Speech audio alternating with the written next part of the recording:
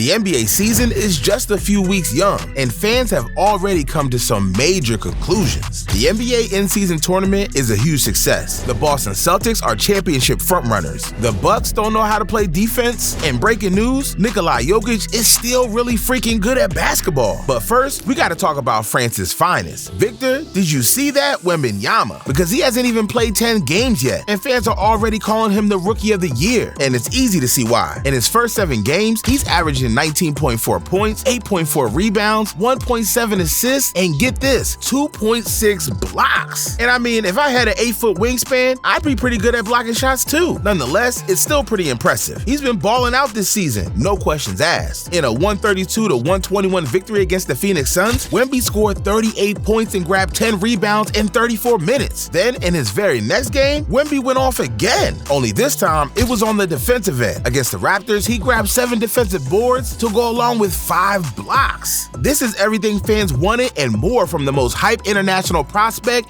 since, well, ever. However, it's not just Victor Wembanyama who deserves his flowers, because lost in the shuffle is another special someone, 20-year-old Chet Holmgren. And yes, Holmgren is technically a rookie this season. After suffering a season-ending Liz Frank injury last offseason, the 7-foot center is here and here to stay. In his first 7 games, Holmgren has averaged 17 points, 8 rebounds, 2.7 assists, and 2.4 blocks. Compare that to Wemby, and you have 2 almost identical players. Yes, Wemby is averaging slightly more points, rebounds, and blocks, but Holmgren has the edge in assists. And not only that, but Holmgren's efficiency has been off the charts. His 55.7% field goal percentage ranks 23rd in the entire NBA. Plus, he's shooting over 53% from 3, along with 90% from the stripe. In other words, when adjusting for the fact that 3s are worth more than 2s, Holmgren's shooting is among the best of the best. And out of 16 players ahead of him in efficient field goal percentage, only 3 players are averaging more points this season: Stephen Curry, Nikola Jokic, and Tobias Harris. All that to say, this year's Rookie of the Year race is anything but over. If Wemby and Holmgren can both stay healthy, we may be in for a photo finish. But up next, let's talk about the in-season tournament, because like the rest of you, I was a little bit skeptical. It's only the beginning of November, and teams are already resting their star players. What's to think that teams will even try during the in-season tournament? Sure, $500,000 is a nice perk, but superstars like LeBron don't care about money. They've already secured the bag. However, I forgot to realize the 2 things that make the NBA so special. Players love to win, and more importantly, they hate losing. Out of the first 7 group stage games, 5 games were decided by 5 or fewer points. This includes the highly controversial matchup between the Golden State Warriors and Oklahoma City Thunder. Yep, it hasn't even been a month yet, and we already have our first highly controversial call. With only 8 seconds remaining, Stephen Curry shot what should have been the game-winning layup, only for the referees to intervene and call offensive goaltending on Draymond Green for so-called touching the rim. That said, the offensive goaltending call was eventually overturned, giving the Warriors a 2-point lead with 0.2 seconds left. All in all, it was probably the right call. But that wasn't even the craziest game from the in-season tournament so far. In a game between the Nets and the Bulls, Zach LaVine nearly pulled off a miracle. Down by 2, LaVine purposely missed his second free throw and grabbed the offensive rebound, only to miss the game-tying shot. Nevertheless, these crazy endings teach us that players care, whether they want to admit it or not. And if not for the players, the teams definitely care. They went all out for the calls. Instead of using traditional tan hardwood courts, they switched over to courts with brighter colors and designs. And believe it or not, it made things quite different for the viewer so far. The Chicago Bulls court, for instance, had a bright red color that made it hard at times to locate the ball itself. But complaints and all, the NBA feels refreshingly new and original. However, one thing that isn't changing is the Boston Celtics regular season dominance. Last season, the Celtics finished 57-25, second in the Eastern Conference. And this season, there's a good chance they'll surpass last season's win total, because on November 1st, they weren't just good, they were exceptional. In a 51-point rout against the Pacers, the Celtics scored 155 points, the second most in franchise history. But what's equally inspiring is the play of Boston's fearless leader, Jason Tatum. This season, Tatum stirred up a lot of controversy by calling himself the NBA's most skilled player. However, by the looks of it so far, that claim might not be too far-fetched. In his first 6 games, Tatum is playing at an MVP caliber level. He's averaging 30.5 points, 8.8 rebounds, and 3.2 assists while shooting 54% from the field. If anything, the additions of Drew Holiday and Kristaps Porzingis aren't taking from his production, they're just making him better. Plus, through their first 5 wins, the Celtics plus 18.4 average margin of victory is far and away the league's best. That's nearly 6 points higher than the second-ranked Philadelphia Sixers. And honestly, it's not even that surprising based on their starting lineup. There are very few things a lineup consisting of Tatum, Holiday, Porzingis, Jaylen Brown, and Derek White can't do. It's a combination of shooting, defense, and athleticism that the rest of the league can't keep up with. But to truly put their hot start into perspective, look no further than average scoring margin. Through 6 games this season, the Celtics have a scoring margin of plus 14.5 points per game, followed by the Sixers with plus 13.2 and the Nuggets at plus 10.9. Last season, they also led this category with a scoring margin of plus 5.9, as well as in 2021 with a scoring margin of plus 6.4, meaning this could be the 3rd consecutive season that the Celtics lead the league in scoring margin. And at this point, it's only a matter of time until this team puts the pieces together in the playoffs. Well, unless Jimmy Butler turns into the second coming of Michael Jordan again. Meanwhile, the Milwaukee Bucks are struggling to put all the pieces together. Without the help of their star defender Jrue Holiday, their defense has taken a massive step back. So far, their defense ranks 24th in defensive rating, whereas a season ago, their defensive rating was in the top 5. But still, one shouldn't expect the loss of a single player like Jrue Holiday to make such a difference. After all, they still have 2 first-team all-defensive players, Giannis Antetokounmpo and Brook Lopez. So naturally, this defensive slump isn't cause for too much concern. Dame time has lived up to the hype, and their offense is cooking whenever he's out there. And right now, that's what fans really care about. But still, there's always a reason to be concerned when your team loses 130 to 111 to the Raptors, with Scottie Barnes and Pascal Siakam leading the way. This is not a team you'd expect to outclass the Bucks. Time will tell if this concern lingers. However, a healthy Chris Middleton could help the team go back to their old ways once he fully recovers from an off-season knee surgery. So alright, it's not time to hit the panic button yet for the Bucks. I can say the same for the Memphis Grizzlies. Without Ja Morant or Dillon Brooks, one would think that this team could handle its own. But instead, this team has been abysmal. With a 1-6 record, the Grizzlies are last in the Western Conference, largely in part to their 30th ranked offense and their 2nd worst net rating. Their only victory so far? A relatively unimpressive 112 to 100 victory over the Portland Trailblazers. Despite finishing 51-31 last season, good for 2nd in the Western Conference, this season's Grizzlies is a completely different story. They are missing Ja Morant, and it's painfully obvious. This team still has 18 games to go without Ja Morant, and if they can't rewrite the ship by then, it's gonna be chaotic. Speaking of which, there is no one more chaotic or controversial than Dillon Brooks, but I'm gonna say it. The Grizzlies could use him this season. Well, maybe not off the court, but on the court, he's having himself a sneaky good season. Yes, I know it's early, and he got his ankles broken by Steph Curry already this season, but his stats are impressive. Through 6 games, he's averaging 16.3 points, 4.7 rebounds, and 2.2 assists on 59.3% from the field. And it's safe to say the Grizzlies could use the offensive boost right now. In fact, if you had to choose between Dillon Brooks and Jordan Poole, I wouldn't fault you for going with Brooks, because so far, there's been almost no baddies in attendance. And as a result, Jordan Poole's play has suffered significantly. Yes, he's averaging 18.5 points, but at the same time, he's chucking up stupid shots. His 43.6 shooting percentage hasn't been pretty, and neither has his 33.3% shooting percentage from 3. Against the Grizzlies, Poole scored a season-high 27 points, but he did so on 23 shot attempts and only made 8 of them. This is not what you want to see from your future franchise cornerstone, and it's a large reason why the Wizards find themselves at the bottom of the Eastern Conference. And yet, Jordan Poole has been doing this his entire career. In almost 300 games played, the only difference between this season's Jordan Poole and the Warriors version of Jordan Poole is matter of scenery. Before, Poole's struggles were hidden from playing alongside Stephen Curry and Klay Thompson, but now that his teams are no longer winning, all eyes are on Jordan Poole. And no, that doesn't mean baddies aren't sliding into his DMs. But up next, let's talk about the Joker, aka Nikola Jokic. And boy, have the last few months been kind to this guy. After winning his first championship last season, the consensus was simple. Nikola Jokic is the best player on the planet. Because if breaking Wilt Chamberlain's single-season record for triple-doubles doesn't scream, "You can't stop me," then I don't know what will. But just when you thought the Joker can't get any better, he starts this season on an absolute tear. In his 8 games so far, he's averaging 28.4 points, 12.9 rebounds, and 8.4 assists on 63.3% shooting. If he keeps up this pace, voters may have no choice but to name him MVP for the 3rd time in 4 years. For reference, he's averaging more points and assists than either of his 2 MVP seasons. Oh, and his shooting percentage is higher as well. And yet, he's doing all this while only playing 34 minutes per game. When you really think about it, it's mind-boggling. I mean, LeBron's minutes are supposedly capped this season, and he's averaging 35.9 minutes per game. When Jokic is out there, he's the best player on the court, period. And if you don't take my word for it, I'll let the stats do the talking. Because one of my favorite stats to measure a player's impact is win shares per 48 minutes. And unsurprisingly, Jokic's win shares per 48 is high, stupid high. This season, his win shares per 48 is .344. That's higher than his mark of .308 last season, and also higher than each of his 2 MVP seasons. For reference, Michael Jordan, the undisputed GOAT of his era, has a career win shares per 48 of .2505. Meanwhile, other legends like LeBron LeBron James and Magic Johnson have win shares per 48 of .2259 and .2249 respectively, but that's an average season for an all-time great. What about an all-time great season from an all-time great? In which case, there are some pretty impressive seasons. You have Curry during his unanimous MVP season in 2015 and 16. His win shares per 48 that season, .3177, 8th all-time. You have Michael Jordan in 1990-91, whose win shares per 48 ranked 6th all-time with .3211. And of course, you have LeBron in 2012 to 2013 with the Miami Heat. But once again, prime LeBron falls short with a win share per 48 of .3220. In fact, the best all-time season was Kareem Abdul-Jabbar in 1971 and 72. His win share per 48 that season was an impressive .3399, but still not as good as Joker so far this season. In other words, the Joker's current mark of .3437 is in a class of its own. He isn't just impacting today's game more than anyone else, he's having one of the most influential impacts in NBA history. And if that doesn't make you want to watch Week 3 of NBA action, then you can at least do me a favor. Click the video on the screen. And if you do, good things are ahead for your favorite NBA team. Well, unless you root for the Memphis Grizzlies.